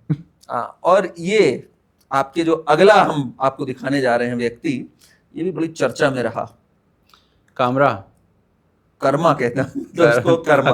देखिए तो किन किन के साथ इसका उठना बैठना है, पहले तो देख रहे हैं आप सब दिग्गज इंटेलेक्चुअल्स ऑफ द सोसाइटी, ये देखिए आप इनके साथ। सोचो कितना खुशी मना रहा था जब बुलडोजर चला, और फिर ये हुआ। अब इस पे ना देखो ये तो हम में से कोई भी नहीं कहेगा कि किसी का फैसिलिटी सेंटर जो कि इससे लेना देना नहीं उसको तोड़ो ताड़ो, ठीक है ना, उसको तोड़ के क्या मिल रहा है हमें? इसका भी हो जब भी आई विल से कि भाई आपका सरकार की तरफ से इस टाइप का इंटरफेरेंस नहीं होना चाहिए, बट पता है दिक्कत कहाँ पे है? दिक्कत ये है कि भाई तूने खुद ने अपने जीवन में क्या किया है? तू साला कंगना पे कैसे हंस रहा था? तो मैं इस पे ना एक एनालॉजी बताऊं, मुझे समहाउ कभी भी बुरा नहीं लगता, मतलब अब एक आध बार उसको छोड़ दो, जब मैं सुनता हूँ पाकिस्तान पे आतंकवादी हमला हो गया अच्छा। ये वही हुआ कि जब इसके ऊपर ये हुआ ना तो मुझे बुरा ही नहीं लगा, मुझे लगा यार ये आदमी गया क्या खुद। तो बोलते हैं ना कर्म का सिद्धांत, यही है। तो साले तुम दूसरे पे हंस रहे हो, तुम्हारे ऊपर आएगा। तो वही लगता है मेरे को। बाकी इसका इस बंदे के बारे में ना मैं क्यों आपसे बात करना चाह रहा हूँ, दिस बंदा is a very serious threat to country on a very serious note. मैं बता रहा हूँ ये जो पूरा इसका शो था, ये जो इसने बनाया नया भारत या क्या नाम से इसने नया इंडिया, जो भी था मैंने तो देखा नहीं, 5 मिनट से ज्यादा झेल नहीं पाया। हाँ मुझे बिलो एवरेज तो ये खैर है ही है, not even below average, mediocre भी एक छोटा शब्द है, बट इसकी जो प्रोड्यूसर है दैट इज मेम्फिस कल्चर। अच्छा हाँ राइट, आपको इसका लिंक पता है पूरा? हाँ वो मैंने पढ़ा था। प्रोड्यूसर द सेम वुमन जो कि मेम्फिस कल्चर की है, जिसने रवीश की डॉक्यूमेंट्री बनाई है जी, जिसने अरविंद केजरीवाल की जो प्रोपेगेंडा फिल्म थी वो बनाई है, जो कि स्वरा भास्कर का सब कुछ मैनेज करती है। ये पूरा जो सिस्टम है इनका, उमर खालिद से लेके Swara Bhaskar, they are all run by the same people जी। इनके sub editor, cameraman, script writer सब लोग सेम प्रोडक्शन हाउस इनको चला रहा है। And this person he writes a piece New York Times में, कुणाल कामरा। पहली बात तो you get to write in New York Times, यानी it is very clear there is a system which is promoting you, right? You get to write there and उसमें भी you से कि India अब खत्म होने जा रहा है, मोदी ने ऐसा कर दिया कोविड में कि अब कुछ भी हो सकता है, यहाँ पे लाशें बह रही हैं, ये हो रहा है, फेल्ड वैक्सीन पॉलिसी, ये सब इसने पूरा चीज कर दी। एक आदमी, whether it is those fact checkers and Umar Khalid पे इन्होंने जो झूठ बोला जी, वो बहुत ऐतिहासिक झूठ है। ये आई थिंक लोगों तक पहुंचना बहुत जरूरी है कि उमर खालिद के साथ बहुत इनजस्टिस हो रहा है। इसने अपना जब शो भी एंड किया, उमर खालिद की एक बहुत बड़ी फोटो दिखाई। बाप है, बाप तो है उमर खालिद का, जो ये कहा जा रहा है ना कि ये 5 साल से जेल में सड़ रहा है, आप लोग को आई थिंक पता होगा। I know. जज इसी ने Chandrachud exposed him, he himself. जब हम लोग पढ़ा इसके उस पे, इसके लॉयर ने ही एडजर्नमेंट्स मांगे, राइट? He stands exposed. अगर ट्रायल हो गया, पहले ये नौटंकी करता है कि अरे ट्रायल नहीं हो रहा। जहां ट्रायल स्टार्ट होता है, ये चुप्पे से एक एप्लीकेशन लिखता है, adjournment, citing more time for preparation of evidence, और वो न्यूज में आता नहीं है। और ये सब रोना स्टार्ट कर देते हैं, रवीश स्वरा भास्कर, और ये सब रवीश रोना जो आप लोग का टर्म है, रवीश रोना शुरू हो जाता है इसके अंदर। तो दिस मैन अब इसको जो वॉइस मिली, और ये तमिलनाडु में है इस समय, ठीक? इस बंदे को एक बार नहीं लगा, हेट स्पीच की ये बात करता है कि बहुत हेट स्पीच हो रही तमिलनाडु, जहां बोल दिया गया Sanatan should be eradicated, Sanatan is dengue malaria, वहां पे ये बिल्कुल चुप है, बिल्कुल शांत है। वहां इसको पूरा मलाई पान मिल रहा है, इसका ध्यान रखा जा रहा है। एंड यहाँ पे ये आगे ज्ञान दे रहा है लोगों को कि अरे नफरत बहुत फैल गई है, ये देश कहाँ जा रहा है। इससे बड़ा धोखेबाज बंदा, और इसने ये पहली बार नहीं किया है, मैं बताऊं, रोहित वेमुला के केस में भी इसने सेम चीज करी। बिल्कुल, रोहित वेमुला के केस में ये अर्नब के पास घुस गया था। दैट वाज, अगर देखा जाए, इसको उसको पनिशमेंट कैसे नहीं हुई? He should be debarred from flying ever. सही बात है, इसने हरकत करी। बिल्कुल he should be seen as a potential hijacker.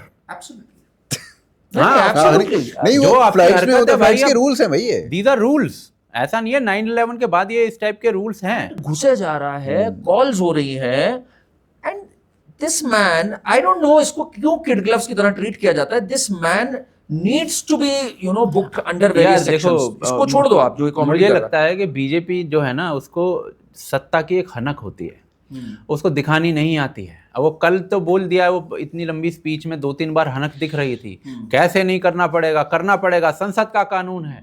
ये सत्ता की हनक होती है, साला देख लेंगे, तुम्हारे हलक के नीचे उतार देंगे कानून को। सत्ता जब चाहती है ना अपनी हनक को दिखाना, तो वो कुछ भी करवा लेती है। उसके बाद ना शाहीन बाग होता है, उसके बाद ना किसान आंदोलन होता है, कुछ नहीं होता। अभी देख लो ना, टिकैत- अरविंद केजरीवाल की सरकार ने 2 दिन लगाए हैं, सारा किसान आंदोलन वहां पर जो चल रहा था पंजाब सरकार के खिलाफ, सारा हटवा दिया ना। आपको 1.5 साल लग गया, आप कुछ नहीं कर पाए। शाहीन बाग का एरिया जब शाहीन बाग हो रहा था तब भी आप कुछ नहीं कर पाए थे। नहीं, तो अभी इसमें एक एग्जांपल ये भी है कि जो टिकैत है उसने नोएडा में कुछ करने की कोशिश की थी। हाँ, तो फिर नोएडा पुलिस ने उसको पकड़ा था। उसके बाद पता नहीं ऐसा क्या हुआ कि उसने योगी के बारे में अच्छी बातें बोलनी शुरू कर दी, मोदी के बारे में मुझे समझ में नहीं आया ऐसा क्या किया पुलिस ने। तो मुझे यही लगता है कि जब सत्ता की हनक होती है तो वो कुछ भी चीजें करो। अभी बहुत सारे हमने देखे हैं कि खैर मैं उन चीज़ों को गलत मानता हूँ, जैसे कि फॉर एग्जांपल ममता बनर्जी है या फिर उद्धव ठाकरे है, इन लोगों ने कार्टून्स शेयर करने वाले व्यक्ति को, एक नेवी ऑफिसर महापात्रा को 11 साल डाल दिया भाई। राइट, एक नेवल ऑफिसर थे, उन्होंने कोई कार्टून शेयर कर दिया उद्धव ठाकरे का, शिव सैनिकों ने उसको पीट दिया है। भाई ये तो तू पीटने की बात कर रहा है, यहाँ तो मार ही दिया जाता है। हाँ। कुछ कार्टून शेयर करने पे तो यहाँ तो मार पर सरकार खा जाती है, सरकार के लोग मार खा जाते हैं और फिर दुबक के बैठ जाते हैं। ये तो एक चीज है, पर एक जरा हनक की बात कर रहे हैं सत्ता की, तो अशोक जी आए हुए थे पिछले हफ्ते में अच्छा। पॉडकास्ट पे, तो अशोक जी उससे कहते हैं मैं टोकूंगा भी ठोकूंगा भी लोगों को। तो सत्ता ही हनक है। सही बात है ना।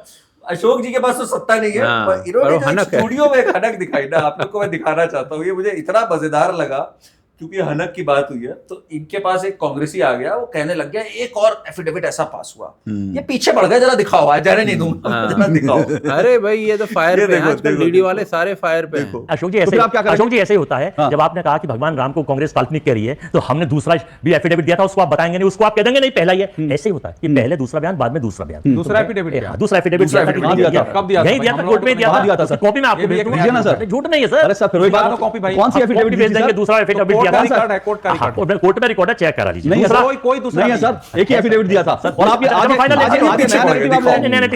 एक और चीज बता दूं मैं, नहीं पहली बार नया नैरेटिव लाया संसद में, दुनिया को नहीं पता आपने एक और एफिडेविट दिया था। संसद में घर से छाप कर आपने भेज दिया। अभी स्टूडियो में आने से पहले ऐसा तो नहीं आपने घर में कोई एफिडेविट छापा हो? बताइए सर, बताइए सामने गूगल रख देता हूं, बताइए कौन सी खबर हम पर एफिडेविट है? अरे बताइए ना सर, कब दिया मुझे बताइए, मैं अभी देंगे सर। अरे अभी ढूंढ लेता हूं सर, मुझे बताइए ना सर। अरे सर, अरे आपके फोन सर गूगल पर होगा सर, सुन लीजिए सर, पूरी तो सुन लीजिए। आपका फोन मंगवा दूं मैं, अगर गाड़ी में मैं अगर गाड़ी में तो मैं किसी से मंगवा देता हूं सर, मोबाइल गाड़ी में। सुनिए सर, अभी ब्रेक ले लेते हैं, आपकी गाड़ी में फोन ले रहा है, गाड़ी पे कहां सर, मुझे बताइए, मैं मंगवा दूं? चार्जिंग में लगा है, एक मिनट, मैं अभी बताइए कहां पर रखा है अभी सर, अभी मंगवा देता हूं सर। दूध का दूध सर, राहुल जी दूध का दूध, पानी का पानी कहते हैं। मैं कह रहा हूं कि मैं 1 मिनट सुनिए, 40 मिनट यहीं बैठूंगा ना। सुनिए, 1 मिनट सुनिए सर, मेरा सिर्फ इतना कहना है। आपने एक बात इतनी प्यार से कह दी, आपने कहा कि ये दूसरा एफिडेविट है नहीं, ठीक है? अगर आप कह रहे हैं आपके फोन में, तो मैं अभी कह रहा हूं जी, मैं अभी मंगवा देता हूं। आप बताइए कहां चार्ज पे लगा है, मैं अभी अपने प्रोड्यूसर को बोलूंगा, मेरे प्रोड्यूसर अभी आपका फोन लाके दे देंगे। अभी रुकिए 1 मिनट, जरा 1 मिनट आप मुझे बताइए, तो मैं अपने प्रोड्यूसर को कमांड दे दूं। अभी मैं दिल मंगवा 40 मिनट में क्या होगा सर? डिबेट में आपने, सुनिए सर, मेरा मानना यह है कि डिबेट में आपने इतनी बड़ी बात बोल दी, तो जरा दर्शकों को दिखा दीजिए ना प्रमाण। सही बात है, सही बात नहीं है, सही बात नहीं है, आप उसका खंडन कर दीजिए। मैं तो खंडन कर रहा हूं, सभी खंडन कर रहे हैं, सभी खंडन कर रहे हैं सर। मुझे बताइए कहां पर है सर? 1 मिनट रुकिए, जरा इनको स्क्रीन पे लीजिए, मेरे को इनको स्क्रीन पे लीजिए। हम जरा अभी दूध का दूध, पानी का पानी करते हैं सर। ये सब क्या होना, ये सब चीजें लंबे दौड़ने से नहीं होता सर। अपना जरा बताइए कहां पर आपका फोन है, मैं अभी अपने प्रोड्यूसर को बोल रहा हूं। मेरा प्रोड्यूसर तुम जी, इनका जहां फोन लगा है, जरा फोन मेरे पास भिजवाइए, बताइए सर कहां पर आपका फोन? 15 मिनट में अभी मेरा फोन आ जाएगा। कहां से आ जाएगा सर? यहाँ पे कौन लेकर आएगा? यहीं से आ जाएगा 15 मिनट में। तो अभी समय कितना हुआ? 9:20 अभी हुआ 9:20 पे, 9:35 मिनट पे, 9:35 मिनट पे अभी अजय जी का फोन आएगा, और फोन में हम दिखाएंगे कि कांग्रेस ने ये एफिडेविट दिया था कि भगवान श्री राम हैं, ये दूसरा एफिडेविट दिया था। 15 मिनट बाद इस सच का हम यहाँ पर खुलासा करेंगे, आप सब रहिएगा। 15 मिनट बाद इस सच का खुलासा करेंगे। आफ्टर 15 मिनट नहीं, अच्छा 15 मिनट हो गया। अगर आप इधर उस बारे में बात ना बदलिए, अभी आपने 35 बोला था सर, भिजवा देंगे, जरूरी नहीं आएगी। चलिए 9:45 हुए, दूसरा एफिडेविट नहीं आया, क्योंकि दूसरा एफिडेविट गोली चल। जब तुम्हें पता है कि मैं मार रहा हूं सबकी, तो बीच में आके यूं करना है। बहुत बुरी भाई, ये होती है हनक यार, तबाह कर दिया इसने, रो दिया इसने। भाई आज के बाद झूठ नहीं बोलूंगा मैं तो बोल के निकल जाता हूँ। बाकी शोज पे मुझे क्या पता था ये होगा मेरे साथ। अरे यार एंड तक सांस नहीं लेने दी। बस दिखाओ मुझे, दिखा कहाँ छोड़ने नहीं दिया मुद्दा।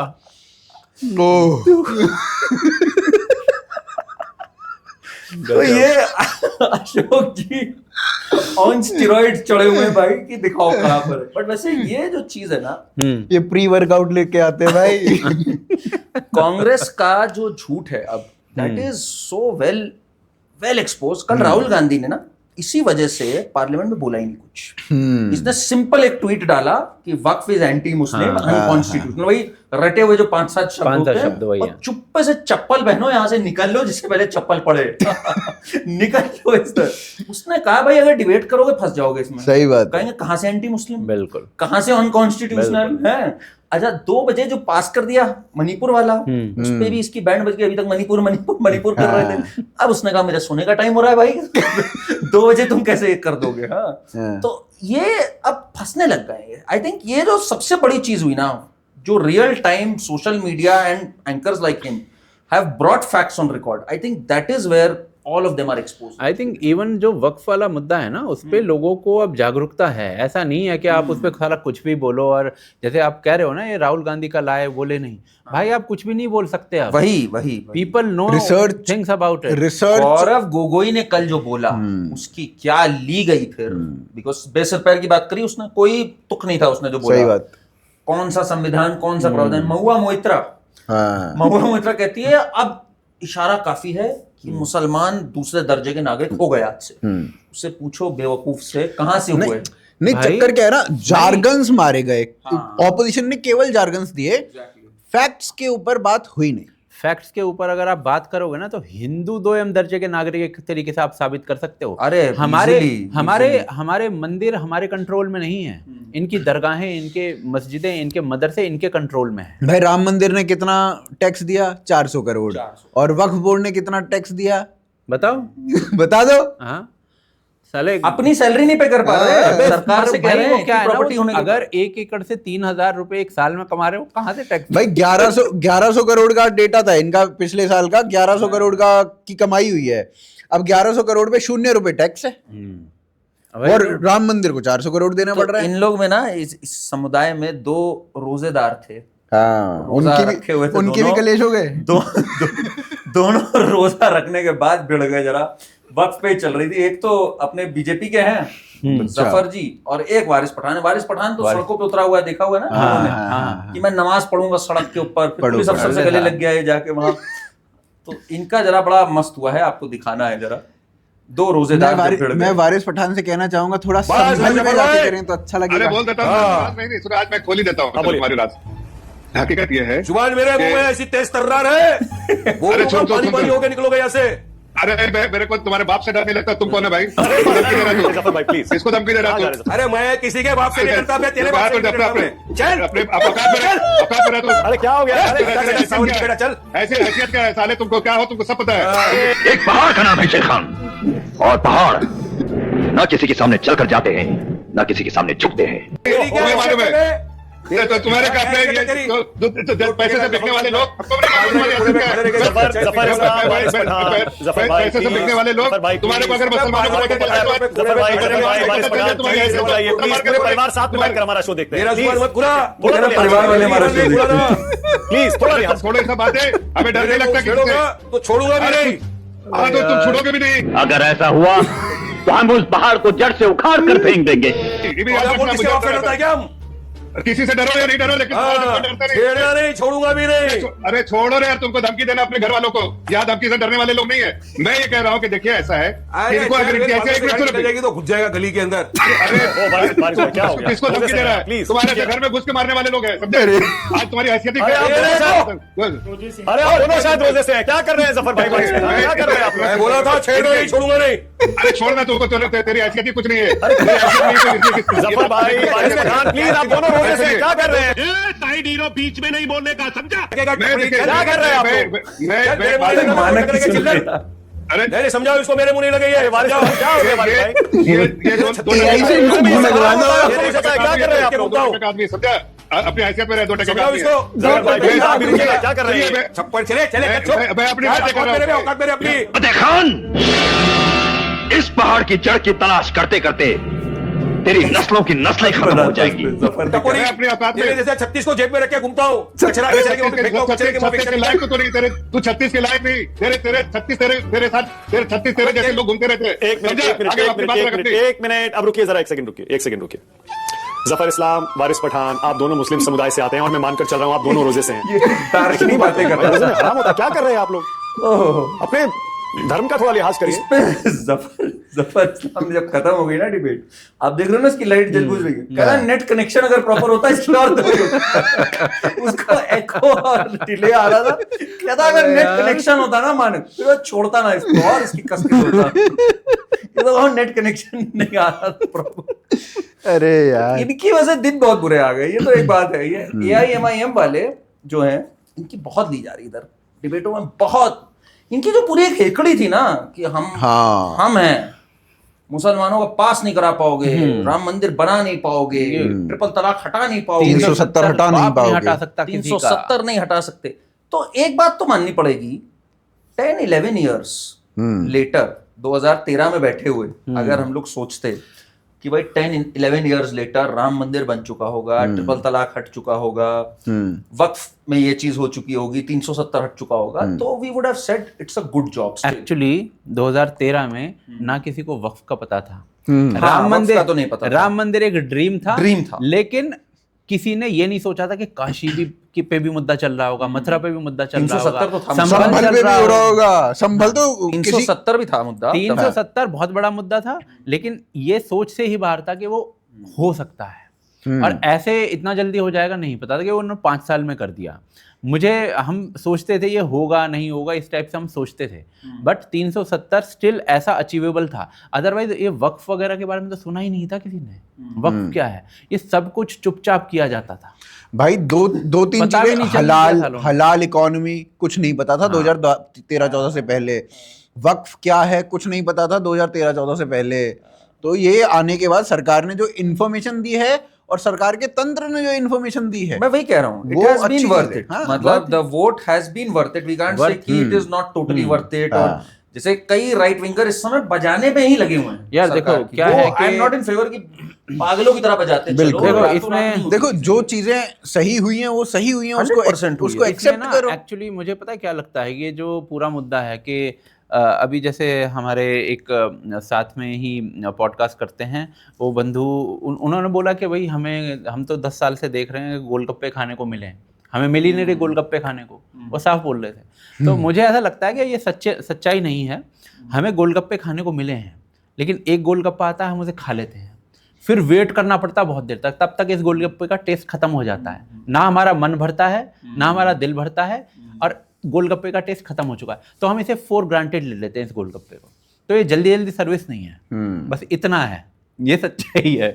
नहीं वो तो देखो, वो तो सरकार जो कर रही है वो उस हिसाब से ही कर रही है कि इस टर्म में इतना कर दिया, हाँ अब वोट मिल जाएंगे। मुझे एक बहुत बड़ा मिस लगता है इस सरकार का, जब 19 में इनके पास 303 सीट थी, तब they could have pressed for a lot more. Right. पर उसमें एक और चीज ये भी है कि उसमें पेंडेमिक आ गया था, उसमें पेंडेमिक आ गया, 2 साल उसमें निकल गए, फार्मर्स प्रोटेस्ट हो गया, 1 साल उसमें निकाल दिया। नहीं, उसमें फार्मर प्रोटेस्ट में इतना झुकने की इनको जरूरत नहीं थी।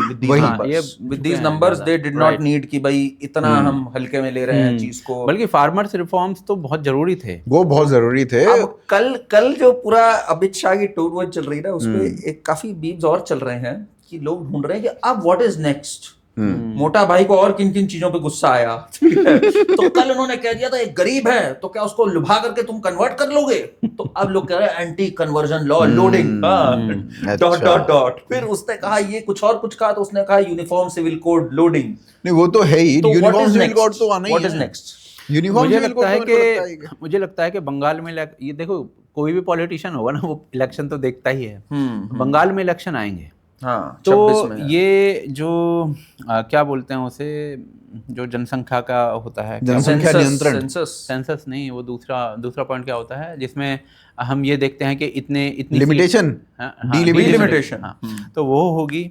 और उसके साथ जोड़ते हुए मुझे लगता है कि कुछ CA NRC वाला कुछ मुद्दा ये थोड़ा बहुत छेड़ेंगे जरूर, क्योंकि NRC उस पूरे क्षेत्र में, आसाम और बंगाल में रेलेवेंट टॉपिक है। तो मुझे लगता है कि उसको छेड़ा जा सकता है। बाकी ये वक्फ वाला मैं सोच रहा था कि बिहार इलेक्शन से थोड़ा पहले करेंगे ये, पर इन्होंने और ज़्यादा पहले कर दिया। उसका रीज़न, बट दूसरी चीज़, बिहार में सरप्राइजिंगली वक्फ की ज़्यादा प्रॉपर्टीज़ नहीं है। हाँ। यूपी में बहुत ज़्यादा है और सीधा फिर बंगाल में बहुत ज़्यादा है। नहीं, बंगाल में भी बहुत ज़्यादा नहीं है। बंगाल में सेकंड नंबर पर है। अच्छा। 80,000 से ज़्यादा। और बिहार जो है, Bihar surprisingly I was shocked के कुछ 7-8 कितनी 10,000 थी, पता नहीं, मैं अभी 50,000 है बिहार में। नहीं इतनी नहीं है।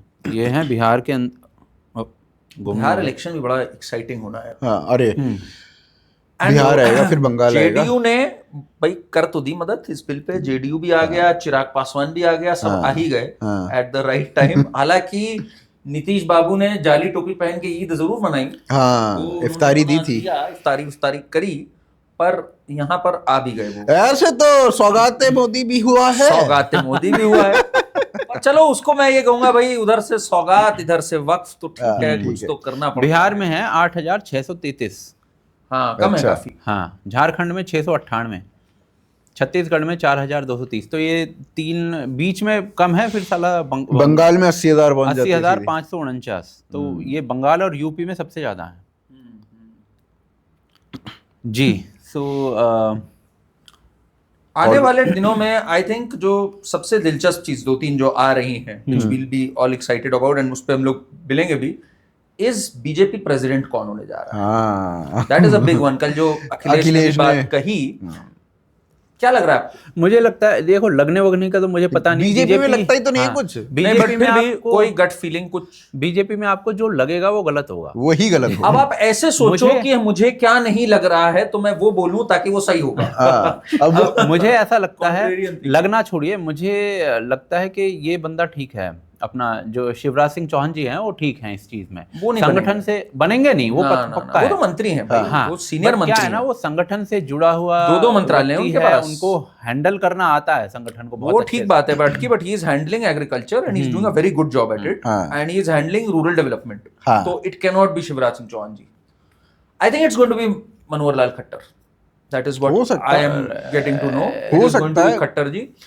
एंड खट्टर जी आरएसएस के रहे हैं, वो तो रहे ही हैं, और बी मोदी के क्लोज हैं, बहुत क्लोज हैं, absolute loyalist. But he is मतलब ऐसा कोई टफ डिसीजन मेकिंग वाला काम है ये, जो अध्यक्ष का काम है, उसमें टफ डिसीजन होते हैं। अभी मोदी जी जो गए आरएसएस में, मीट भी हुई पूरी, क्या देखते हो आप उसका भी? क्या व्हाट इज? वो तो बहुत अच्छी चीज हुई है भाई। देखिए, मेरा ये मानना है कि अगर जब हम 2024 के इलेक्शन से पहले की बात कर रहे थे, तो इलेक्शंस प्रचार के दौरान नड्डा जी का बयान आया कि भाई हमें आरएसएस की जरूरत नहीं है।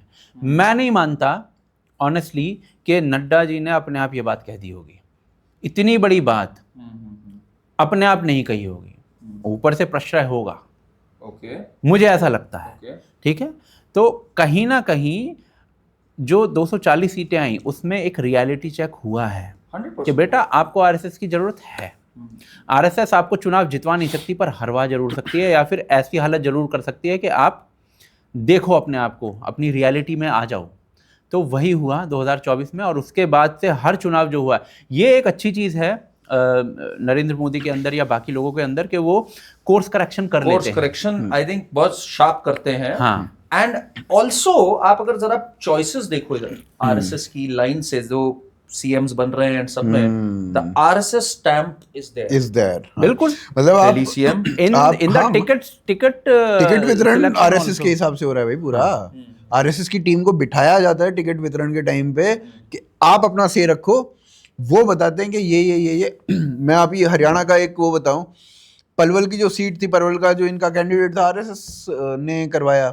गुड़गांव का एक कैंडिडेट जो था वो आरएसएस ने खुद ने कहा कि ये तो आएगा ही आएगा, बाकी देखते हैं। बहुत सारे। I think the president is going to have a very serious RSS leaning, ये तो 200%, which is why I think it's going to be Khattar ji. हो सकता है, और बड़ी स्ट्रांगली फीलिंग आ रही है। पर ये है ना कि बीजेपी के अंदर ऐसे कोई सिर्फ 1-2 लीडर नहीं है जो आरएसएस से जुड़े हुए हैं, बहुत सारे हैं। और खट्टर जी का नाम इस समय ठीक लग रहा है मुझे। कोई बहुत बड़ा मंत्रालय नहीं है उनके पास इस समय, सीएम रहे फिर वहां से हटे, he has to be compensated for it Right, also. exactly. Right. And he's just fitting the bill in every way.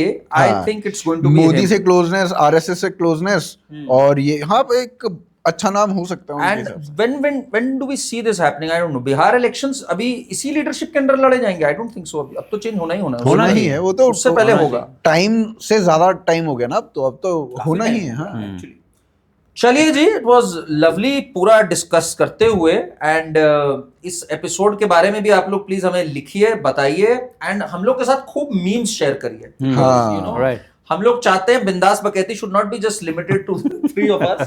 आपसे भी आए, काफी आप लोग से फीडबैक आता रहता है, तो जस्ट एक बार मीम्स भेजें, लोग भी इन्वॉल्व हो। आप क्या कहोगे? आप हमारे ट्विटर हैंडल पे उन मीम्स को भेज सकते हैं। 100%, even in the comments, rather हम ये भी कर सकते हैं कि जब भी बिंदास बकैती का ये एपिसोड आएगा, उससे 3 दिन पहले हम अपने ट्विटर हैंडल्स के ऊपर ये डालना शुरू कर देंगे, इंस्टा हैंडल्स के ऊपर डालना शुरू कर देंगे, और आप हमें वहां पर मीम्स भेजिए, एंड उसमें चीजें भी भेजिए। If there is something you want to ask, we will call out your names also, discuss भी करेंगे। Let's make this interactive. Bindaas Bakaiti is Bakaiti for everyone, it is not just for the three of us. Thank you so much. Channel को subscribe करिए और हमें बताइए video आपको कैसा लगा। चलिए जी, Ram Ram. Thank you ji.